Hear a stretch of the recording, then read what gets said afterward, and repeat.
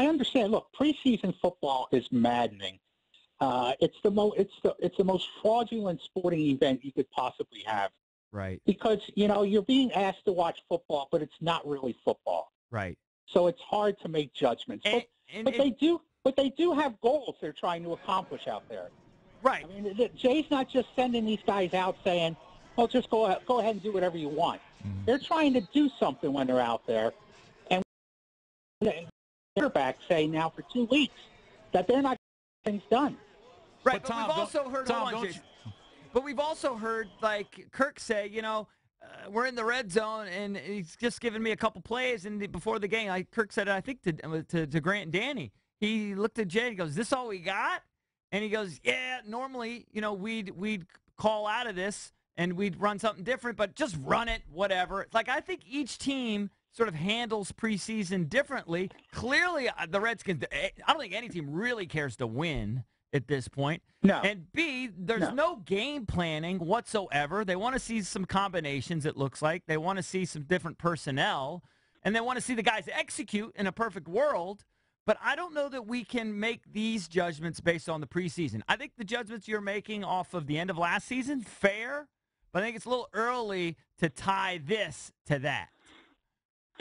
Do you think that they're accomplishing what they want to do in preseason so far? I think that they have not been crisp. For sure. Okay. For sure. I mean, and we're not even talking about getting to the red zone. It took the backups and the bag boys for the Packers for them to get to the red zone.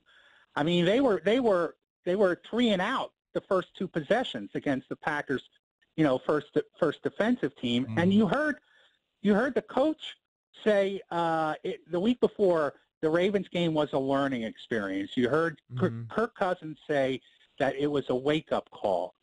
So I've been to enough press conferences. I know what's coach speak and what's not. And I think Jay is clearly unhappy with the way the offense has handled itself. I think they are too. I think he's definitely more unhappy than he's leading the fans and the media to believe. I guarantee you he's kicking stuff, pissed. And he's pissed. But they're trying to do things that they're not going to do in the regular season. They're trying to establish running the football, pound it. They're just not built that way. The offensive line is not built to pound the football as much as they want to say it. They're not. They're going to be a pass-happy team like they generally have been. And they're trying to do things now that they're not going to do in the regular season. They're not going to hand off every time on first down, on second down, and be in third and long every single time. They're just not. They're going to scheme away from it. I get all that, and you're right. And Jay has put teams out there on the field that have been well-oiled machines from the minute they took the field in some games, the Packers last year, some other games. But I think consistently, the question I had about the coach going into this season is, can he consistently prepare a team to take the field every week over a 16-game season? And I can't get that question out of my mind when I'm watching the first team woefully execute like they did, again, for the second week in a row. And this game, whether you believe the Redskins or not, there was more of a sense of urgency to look good. So much so that he kept the starters in until they finally did look good. Mm-hmm.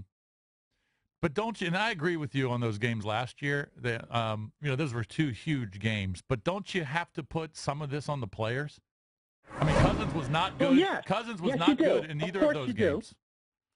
Yeah, but if we believe the new head of personnel, Doug Williams, he says it's the best roster they've had since he's been there.